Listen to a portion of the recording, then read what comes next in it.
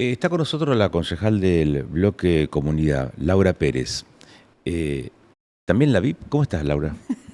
Bien, muy bien. Muchas gracias por la invitación. Te Saludo a iba a la audiencia preguntar que cuál esté es el origen mirando. de la VIP, pero tiene otra explicación, Sí, la VIP. No sí. es un doble apellido. ¿Qué es? No es un doble apellido, es casi una identidad en redes hoy, después de los años que lleva. Esto es de la época de mi generación, cuando creamos el primer correo electrónico, que se podía solo hasta 6 caracteres. Mirá la época que estoy hablando, los primeros correos en una máquina IBM de escritorio que ocupaba mucho.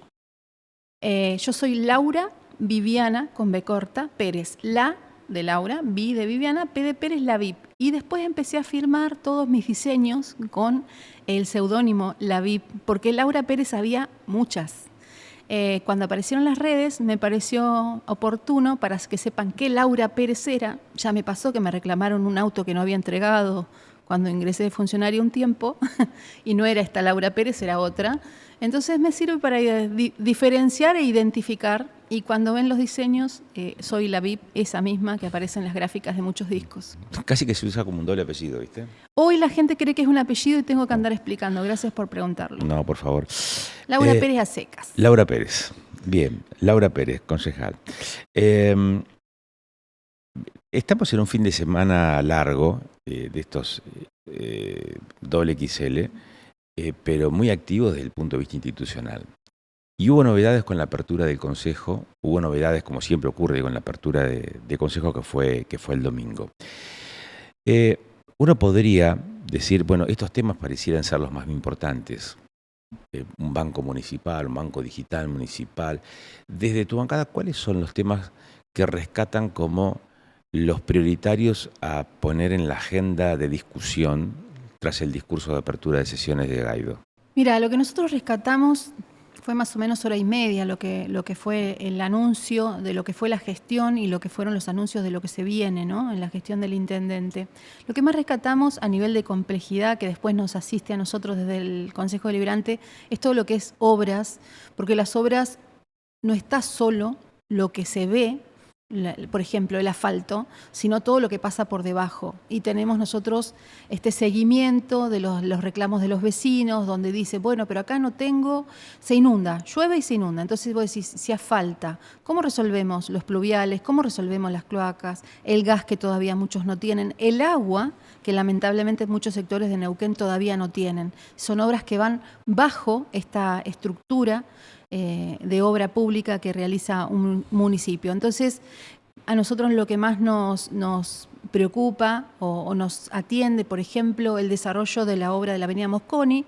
Mucha gente lo ve, listo la obra, listo, mira qué bonito el dibujito, ya está. Bueno, ¿qué conlleva? Es un paquete de gestión inmenso que no le asiste muchas veces solo al Ejecutivo, sino que pasan muchas cosas por el deliberante.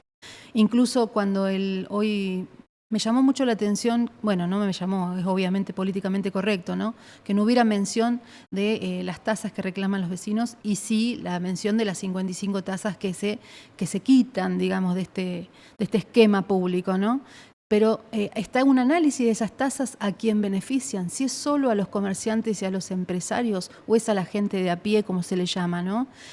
Son todas esas cuestiones que disparan estos datos, estos titulares, muy bien armados esquemáticamente, pero que le falta un poquito más de información específica. Yo vengo de la línea de la comunicación también, además de la gestión cultural. Las 5 preguntas, qué, cómo, cuándo, dónde, por qué, es algo que uno siempre interpela con cualquier texto informativo, y desde el deliberante va un poquito más. Esto cambia, por ejemplo, la zonificación que se cambió el año pasado, antes de que terminara el periodo 2025. ¿Qué le trae al vecino? ¿Qué otras necesidades de gestión y qué acuerdos legislativos van a deparar estos anuncios? Muchas veces los anuncios del intendente son primero públicos a nivel de medios y luego aparecen los proyectos en el deliberante. Y ahí es donde yo siempre pido hurgar en el detalle. 500 cuadras de asfalto, 3.000 cuadras de asfalto, ¿dónde?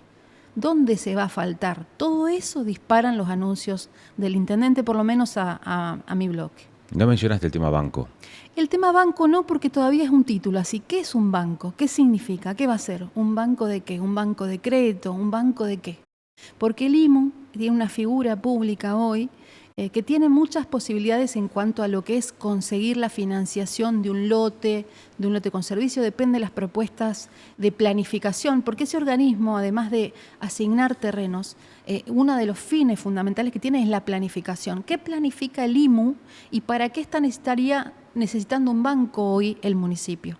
Dentro de un banco yo pienso en un proyecto que presentamos y que fue bastante controvertido, digamos, no entienden la esencia que es una herramienta de gestión y aparte un cuidado a las espaldas de cualquier gobierno democrático, como es que después no tengas estas llamadas y estas alertas del Tribunal de Cuentas sobre alguna falta administrativa o algún proceso que todavía quedó incompleto. Nosotros presentamos el lavado de activos, por ejemplo, que es una ayuda a perfeccionar los protocolos de gestión pública para evitar cualquier suspicacia, ¿no?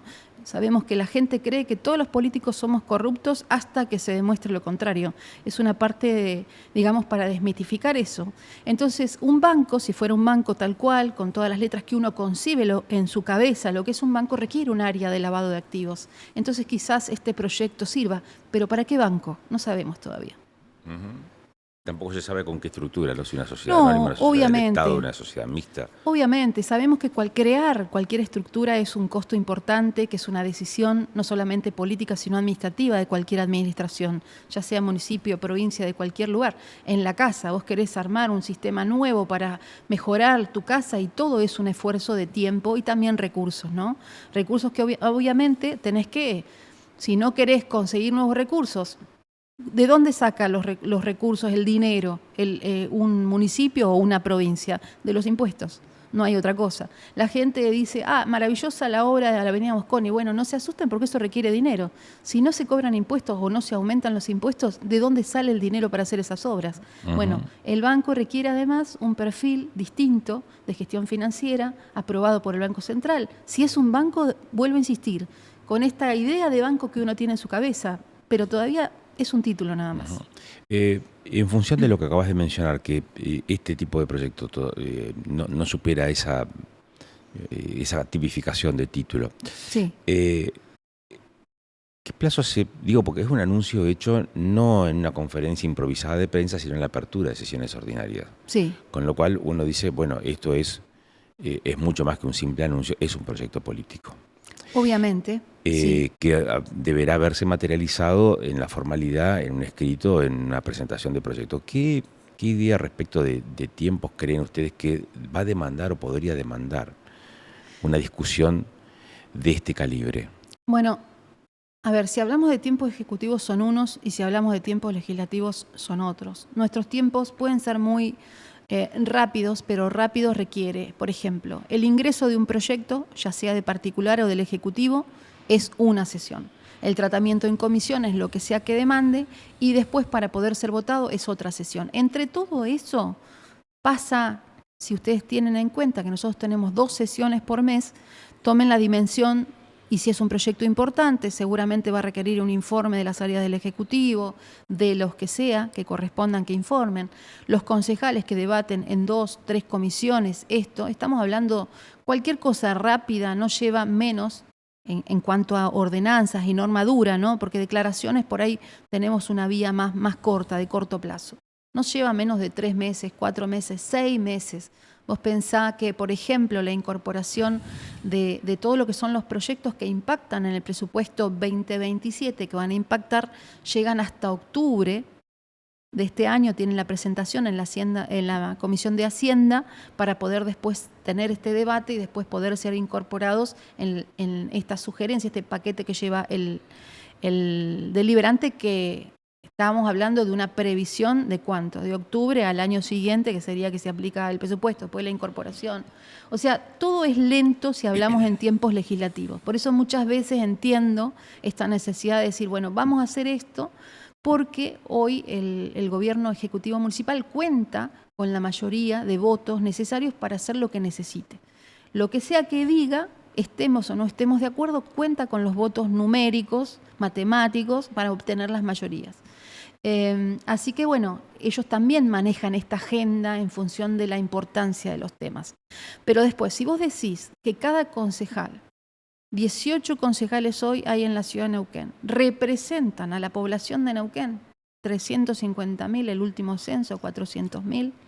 Entonces, ¿cuál es el peso de representación que tiene cada concejal en sus espaldas? Por lo pronto toda la ciudad, porque ya salimos de los partidos políticos, pero además a nivel cuantitativo de voto dividí 400.000 dividido 18. O sea, nosotros le tenemos que poner la voz, porque el pueblo gobierna, y no me voy a cansar de decir, nosotros somos un efecto de la democracia.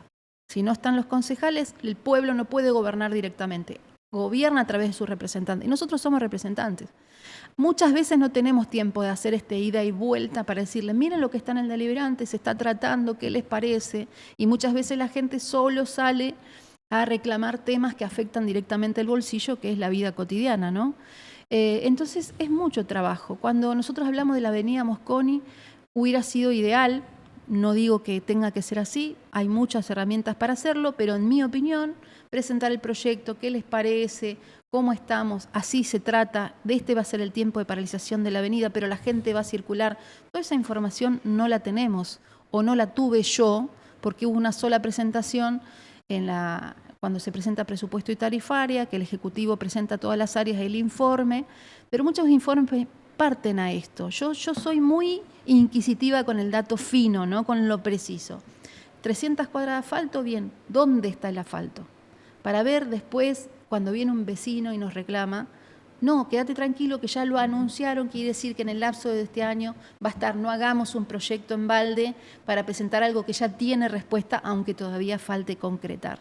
Así que los tiempos, bueno, para todo lo que dije, los tiempos son relativos. Cuando viene la decisión política del Ejecutivo legítimamente electo, reelecto en este caso del intendente Gaido, su plan, digamos, de gobierno, tiene muchas herramientas para manejar los tiempos. Pero el paquete en general, esta hora y media de no solamente mostrar lo que se hizo en el 2025, sino hay cosas que se están haciendo y que se van a continuar, yo creo que implica un gran anuncio de mediano y largo plazo en muchos casos. Vos no vas a crear un banco por un año de trabajo, para que venga otra intendencia después y te lo saque. ¿Viste la típica borrón y cuenta nueva, lo que estaba no sirve, que tampoco es así? Bien, para que esto sea política de Estado, o sea, para que trascienda quiénes son los intendentes electos, tiene que estar la normativa concertada, acordada en el Consejo Deliberante para darle continuidad a las gestiones. Los programas, un ejecutivo los saca solo. Quiero hacer un programa para ponerle la taza de leche en los centros deportivos. No necesita, pero cuando ese programa pasa como tal con un paquete de presupuesto y se transforma en una ordenanza, eso ya empieza a sonar, a saber a política de Estado, quiere decir que ida esta gestión, ese programa va a continuar, salvo que vuelva a pasar por el deliberante el pedido de que se derogue esa ordenanza. No hay texto definitivo, pero uno piensa que las ordenanzas tienen que por lo menos servirle a la comunidad, no solo a los gobiernos, a la comunidad en general, o sea, a la gente, porque este es el bien superior que tenemos los representantes, que las cosas impacten positivamente en el beneficio de la vida de cada habitante. Laura, dijiste, es un título todavía, sí. No se avanzó mucho más en eso, más allá del anuncio. También hiciste una observación respecto, hay que ver qué características puede tener, porque sí. Es una iniciativa que trasciende una gestión. Debería. La pregunta es más de definición. ¿Banco sí o banco no? Mira, yo tengo un concepto federal y dentro del federalismo coincido mucho en lo que fue la reforma del 94, que le dio otras atribuciones a los municipios para su autonomía municipal, que es una forma de decir un federalismo interno, ¿no? Dentro de una provincia, con una autonomía. Yo hoy no estaría entendiendo la necesidad de un banco. Que yo no entienda no quiere decir que no. Vuelvo a insistir, no se puede tomar una definición si no hay información. Hoy no está la información para que yo pueda decir banco sí, banco no. Por ahí es una idea fantástica, por ahí atiende una billetera electrónica para que la gente tenga un control, no lo sé. Vos debes haberte enterado lo que provocó en China, creo que fue un anuncio, no sé si es así, algo de medios, que cancelaron el WhatsApp y le están pidiendo a la gente que utilice su propio sistema de comunicación. Y la gente ya dice, el gobierno nos está auditando Si nosotros no usamos ese WhatsApp, es una forma de control de los servicios de inteligencia de China, ponele. Bueno, la gente también puede decir, una billetera virtual es para que nos miren los movimientos y después qué, ¿viste? Porque la gente tiene mucho temor. Entonces, ¿es un banco digital, virtual, es una billetera? ¿Qué es? ¿Qué es este banco? Si es un Banco Provincia de Neuquén, yo prefiero apostar, digamos, a esta gobernabilidad que se está trabajando, a estas mejoras de un banco que tiene los años que tiene y se tuvo que transformar en un organismo autónomo y autárquico, y ver, digamos, de poder seguir afinando relaciones, se pueden hacer líneas de trabajo especial para lo que es los municipios, que de hecho los tienen. No sé el caudal de responsabilidad que requiere un banco si lo necesita un municipio. Por más que Neuquén sabemos la complejidad que tiene, ¿no? O sea, no sé el para qué, no sé el modo y no sé ni el cuándo. Y no sé los costos, que son las cuestiones básicas que requiere una información para poder evaluar. Así que por hoy te podría decir, hay que ver. Laura, muchas gracias. No, gracias a vos por habilitar el espacio y como siempre digo, representamos a la gente. Pero si la gente no nos dice qué le gustó, qué no le gustó, qué necesita, nosotros magia no podemos hacer. Laura Pérez Lavit, con nosotros aquí en Panorama. María Isabel Granda es la secretaria de prensa del Sindicato Docente en la provincia de Neuquén. Gracias por estos minutos, María No, Isabel. por favor, gracias a vos. ¿Cómo se interpreta digamos, ese nivel de confrontación? ¿Es una disputa de poder lo que está ocurriendo dentro del sindicato docente o es digamos, la exteriorización, en todo caso, de un nuevo conflicto frente al no conflicto, en todo caso, con la patronal? No, yo creo que tiene que ver con formas, Sí. digo, porque es lo que nosotras y nosotros venimos denunciando, ¿no? Digo, la disputa de sentidos, la discusión de ideas en las que no estamos de acuerdo, digo, es parte de lo que Aten ha tenido a lo largo de sus más de 4 décadas de historia y en todo caso es lo que le ha dado fortaleza al sindicato, ¿no? De una de las pocas provincias donde tenemos un sindicato único docente, que eso habla de la potencia política y de la capacidad que han tenido las compañeras y los compañeros que nos han precedido incluso en poder lograr esa síntesis dentro de un mismo sindicato, ¿no? Ahora, los métodos violentos tienen que ver, entendemos nosotros, con algo que cada uno trae o no trae. Digo, la violencia es algo que evidentemente algunos dirigentes y algunas dirigentes de la multicolor encuentran como única manera de tratar de imponer su idea, ¿no? A falta de política, que es lo que no tienen, confronto a través de la demonización, de la violencia, de pensar que siempre el enemigo está dentro del sindicato, un error gravísimo además de estrategia en esta época, ¿no? Digo, en época donde la consolidación de la unidad es una tarea irrenunciable e imprescindible. Así que, bueno, nosotros hemos hecho, pensando incluso con compañeros y compañeras de toda la provincia que están, digo, muy impactados por estas formas violentas, hemos hecho algunos pronunciamientos, no quita que hagamos otros o que tomemos otras decisiones en función de un sindicato que hace muchos años, viene militando por un mundo libre de violencia, ¿no? Entonces esto, naturalizarse, es lo que no va a suceder, digo, no va a suceder nunca que nos pase de largo una situación como la que vienen llevando adelante las y los dirigentes de la multicolor en Aten. Y en la disputa de la territorialidad o del ejercicio, digamos, del liderazgo, el sector multicolor ha ratificado, digamos, su adhesión, sobre todo en algunos lugares emblemáticos de la provincia de Neuquén. La capital es uno. ¿Por qué pasa este tipo de cosas? Porque, por supuesto, hay diversidad de ideas, ¿no? Ellos tienen una presencia en Neuquén Capital, nosotras, y tienen esa presencia en Neuquén Capital porque van a algunos lugares, además del interior, en época de campaña, pero después en cada una de las intervenciones y en sus acciones políticas tienen una subestimación hacia las y los compañeros del interior que realmente es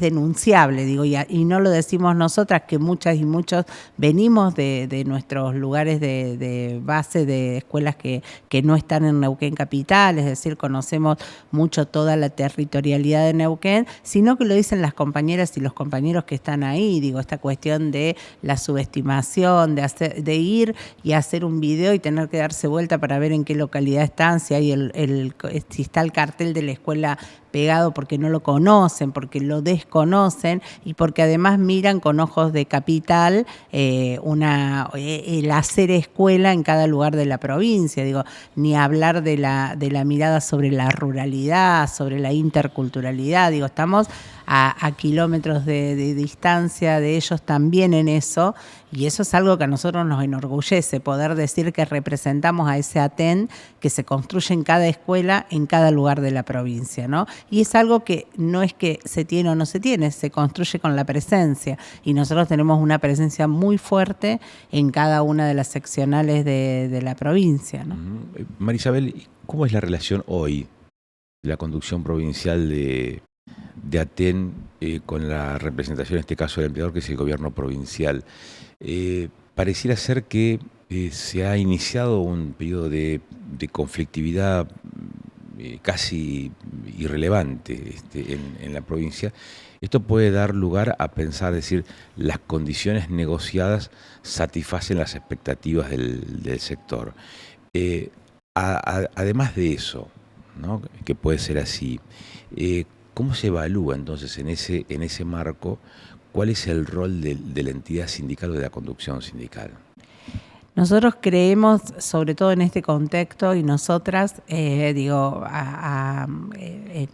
hablo del contexto de la reforma laboral, de los proyectos de reforma laboral, que en el contexto que es donde se pueden analizar las pautas salariales, las negociaciones, el cierre de las negociaciones salariales con el gobierno, era lo que avisorábamos el año pasado, ¿no? Que el escenario de inicio de año iba a ser sumamente complejo y que teníamos que tener nuestra negociación salarial, en todo caso, en la mano para que nuestras compañeras y compañeros pudiesen resolver.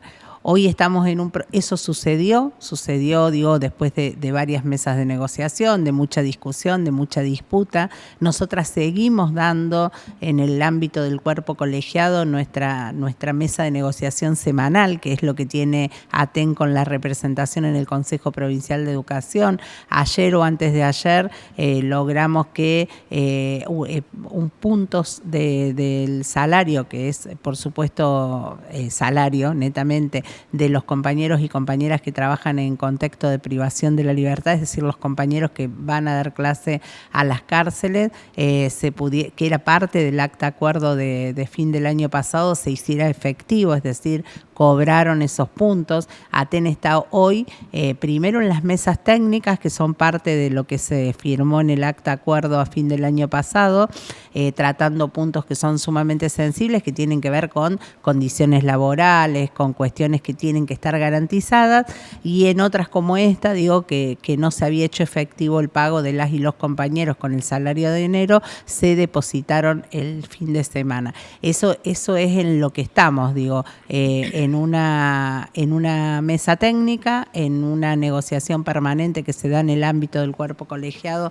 a través de nuestras representantes que ahora asumieron el último 9 de febrero, y en una discusión constante custodiando el acta acuerdo que se firmó en la mesa de negociación. Digo, esa es la actitud que tiene hoy el sindicato, y expectante ante estas situaciones. Ayer leía en las redes, te hago un paréntesis acá, pero leía en las redes la cuestión de la reforma laboral, y ante las comunicaciones que hace el sindicato, gente que decía, bueno, pero a ustedes no les toca. ¿no? Digo, nunca miramos el ser docente, el ser trabajadores de la educación, el ser dirigentes y dirigentes de nuestro sindicato, de si nos toca o no nos toca a nosotros, en todo caso, que hoy tenemos un acuerdo salarial. Digo, es la comunidad en la que nosotras llevamos adelante nuestra tarea, como mínimo durante 25 años adentro de una escuela. Son las familias de nuestras pibas y pibes los que están atravesados por esta situación, y por supuesto que como trabajadoras y trabajadores de la educación, además, estos proyectos dan un marco para que los gobiernos se animen, en todo caso, a avanzar en la quita de derechos. En Neuquén, hay un sindicato muy fuerte que dará todas las disputas necesarias que hay que ver, pero siempre el desafío es mirar desde lo colectivo lo que nos está atravesando, ¿no? Y cómo impacta en la sociedad. Advierto que el rol de del sindicato en este momento es de fuerte manifestación o expresión acerca del tenor de esta modernización laboral, como se propugna del Estado, reforma laboral, como se la conoce popular o coloquialmente. También es cierto que hay situaciones que están cambiando. Y yo te hago dos consultas a propósito de esto y después entramos en el tema de la reforma. Una es, ¿cuál es el horizonte que avisora el sindicato respecto de las implicancias que va a tener en el sistema educativo la baja de natalidad o la baja en la tasa de natalidad? Porque algunas presunciones dicen, bueno, pero nos van a sobrar aulas o nos van a sobrar docentes o nos van a faltar estudiantes. Como quieras mencionarlo, es una situación de cierto desafío, cierto conflicto hacia adelante. Se viene trabajando desde hace mucho tiempo porque más allá de la tasa de natalidad, lo que sucede, por ejemplo, en inicial, que es donde tal vez se vea el impacto ahora, y sucede en primaria, tiene que ver con la falta de cargos. Hace 6 años atrás discutíamos por la universalización de las salas de 4 años, con las salas de 3 en los jardines, ¿no? Porque la Ley Nacional de Educación iba en una línea, la ley provincial incluso iba en esa línea, y lo que nos pasaba es que no había salas que diera respuesta a esa universalización que planteaban las leyes. Hoy estamos hablando de la baja de la natalidad, pero desde hace un par de años lo que se viene trabajando es en transformar, en todo caso, los cargos en los cargos que necesita, por ejemplo, el nivel inicial. Por eso se habla de dupla, por eso se habla de escuelas infantiles, los cargos que necesita la escuela primaria. Por eso se han creado cargos en los últimos años en las mesas de negociación, que tiene que ver más con el trabajo colectivo de la maestra, que cuando vos llegas a una escuela primaria encontrás la directora, la vice y la secretaria, y no tenés más cargos que esos para recibir a la familia, ir al aula si la maestra tuvo que acompañar un nene o una nena porque algo le pasó. Esa conformación de la escuela primaria o del nivel inicial hizo que en todo caso se pensaran en las formas que son necesarias para que cuando una mamá o un papá o alguien de la familia de ese niño o niña llega a la escuela, haya alguien que pueda recibir, que no le tengan que decir, mira, atendemos a la familia los martes de 8 a 10, que no es mala voluntad, sino que era la posibilidad de, entre lo que había de compañeras y compañeros, tampoco poder dar respuesta. Pero a veces esa familia llegó ese día a la escuela y la tenés ahí, y la venís buscando, llamando, esperando, porque hay algo que tenés que hablar hace un mes, y la mamá se pudo organizar y pidió permiso en el trabajo para estar ese día. Es probable que otro día no pueda. Entonces, el trabajo con la familia también es parte de lo que nos atraviesa, ¿no? La construcción de esa comunidad educativa. Así que, se viene trabajando mucho en las mesas de negociación para después plasmarlas en el cuerpo colegiado, en la creación de cargos o en la transformación de esos cargos sin tocar ningún derecho, todo lo contrario. Nosotros siempre decimos que son épocas de resistencia cuando la derecha gobierna, una derecha que además tiene una cuestión con los derechos de la clase trabajadora, de eliminarlos, de eliminar derechos, de quita de derechos. Bueno, la resistencia, la ampliación de derechos siempre son los objetivos de cualquier sindicato. En este contexto estamos en un contexto de resistencia neto, pero que igualmente hemos logrado ampliar derechos, ¿no? Digo, y eso tiene que ver no con una concesión de los gobiernos provinciales, sino con una disputa fuerte de un sindicato con mucha potencia y con mucho respaldo que hace que pueda discutir estas cosas en los ámbitos de negociación. Independientemente de los matices que pueda tener digamos, una visión más coyuntural de la educación, probablemente en lo que podemos acordar es que la escuela ha perdido la centralidad que supo tener antaño, ¿no? Frente a otros ámbitos de la vida cotidiana, la capacidad de incidencia de la escuela no es la misma, es decir, ha perdido terreno ahí. Digo, en función de las redes sociales, internet, digamos, los avances en la comunicación. Y mucho se ha hablado, se ha mencionado cuál es el perfil de los planes de estudios en la provincia de Neuquén. Con esto que hablábamos recién de una transformación y que mencionabas recién una transformación de los puestos, porque lo que advierten es que haya una disminución en la población estudiantil. Por otro lado, los avances gigantescos que está haciendo la tecnología hoy por hoy y los nuevos desafíos que está planteando, advierten que reformular, revisar o modificar los planes de estudio se va a convertir en una necesidad. ¿En qué tipo de plazo y hacia dónde iría esa reformulación de los planes de estudio? Es todo un tema. Yo me animo a tironear un poco la idea de que la escuela perdió la centralidad, porque eso también tiene que ver con los contextos, con los proyectos institucionales, con el vínculo con las comunidades. Tal vez esta cuestión de lo que se ve nos tapa un poco lo que pasa después cuando una llega a la escuela, sería para ver, pero Neuquén tiene una historia que el sindicato, en la cual el sindicato ha sido protagonista de discusión y construcción de diseños curriculares. Voy a empezar por Inicial, que es el que antes se construyó, ya hace muchas décadas, pero que hará 6 o 7 años hubo un proceso de revisión del diseño de Inicial. Eso nos permitió introducir las cuestiones que las compañeras del nivel inicial consideraban necesarias. Fue una discusión que se dio con las compañeras de los jardines de toda la provincia, con la Universidad del Comahue, el sindicato y el gobierno. Todas las construcciones curriculares en Neuquén han tenido esa característica. La de media, este año inicia el 4º año de implementación del diseño curricular de media, la primera vez que Neuquén tiene un diseño curricular de media, todos los que fueron estudiantes o trabajaron en las escuelas secundarias hasta el 2022, lo que había eran planes de estudios, ¿no? Acuerdos mínimos, pero no era un diseño curricular. Eso permitió que hasta este año, además, se disputaran y se crearan en Neuquén, en 4 años que lleva la implementación, 60.000 horas de clase.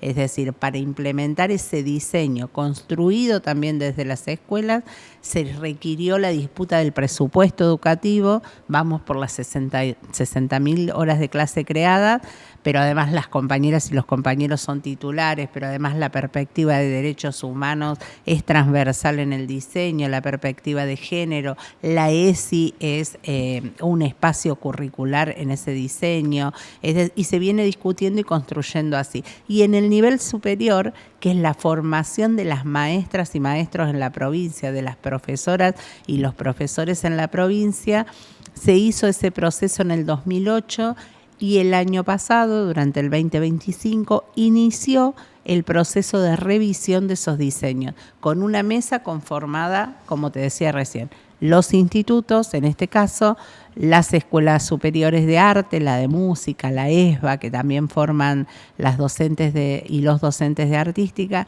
el sindicato y el gobierno. Y para nosotras esa es la disputa. ¿Qué se enseña? qué ajustes o qué revisiones hay que hacer a lo que se enseña, es algo que tiene que salir del aula, que es donde se produce el conocimiento, ¿no?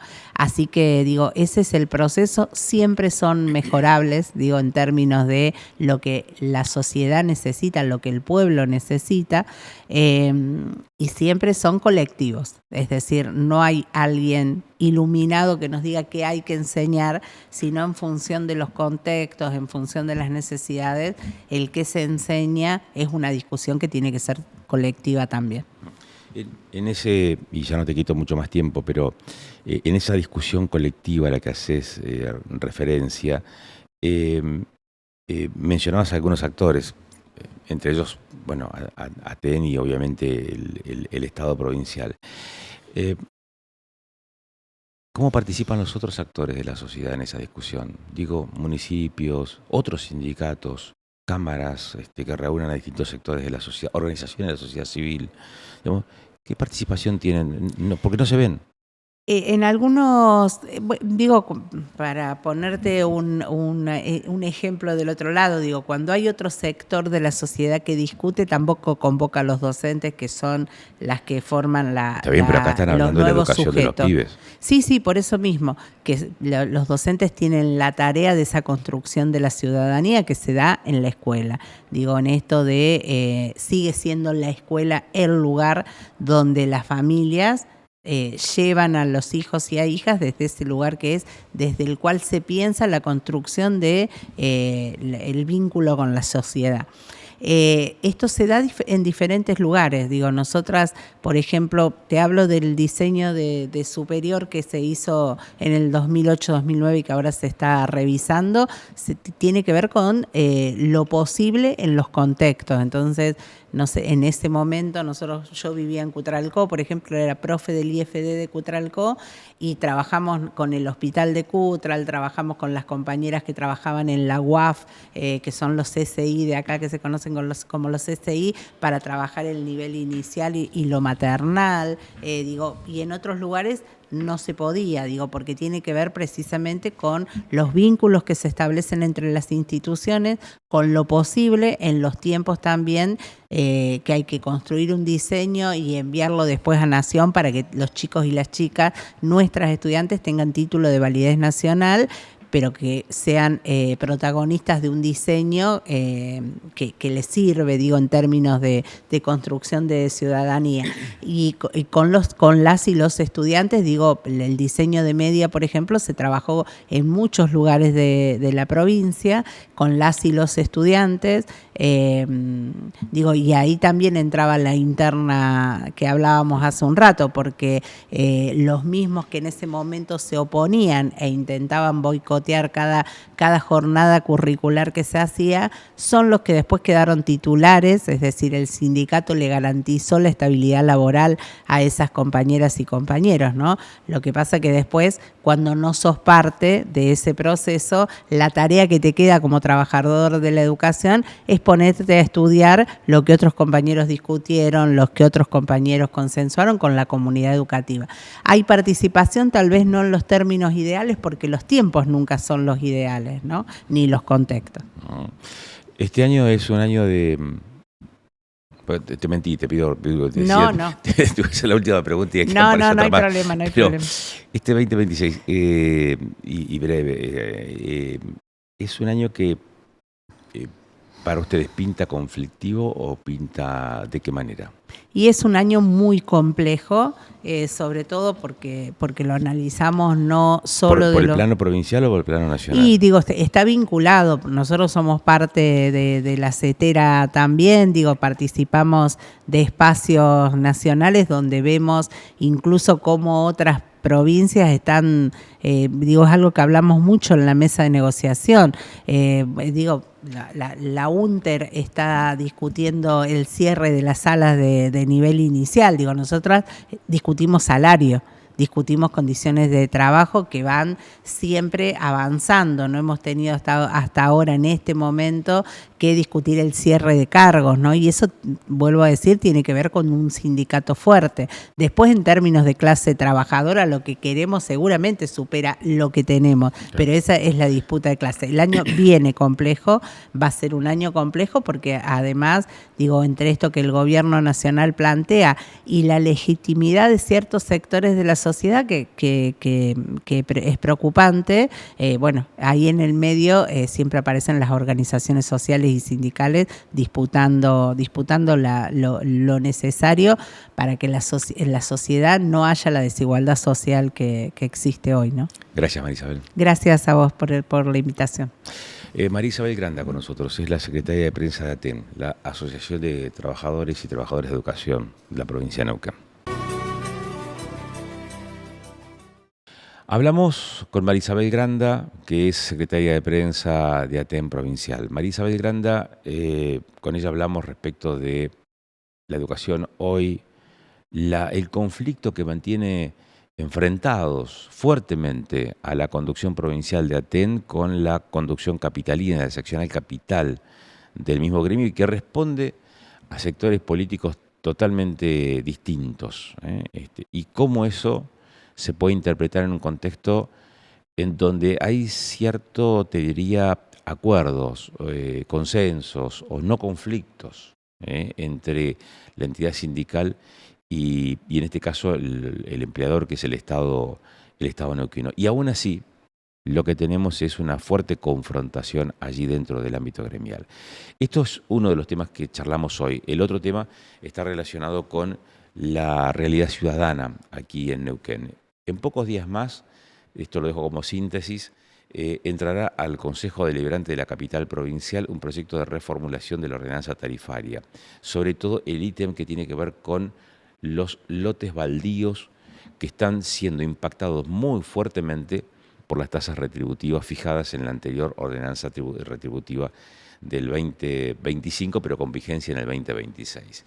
Y esto a propósito de la reacción que tuvo el contribuyente en la capital provincial, particularmente sobre ese ítem. En nuestros temas de hoy, aquí en Panorama, con una entrega similar dentro de 7 días, como todos los martes, a partir de las 21 en 24/7, Canal de Noticias.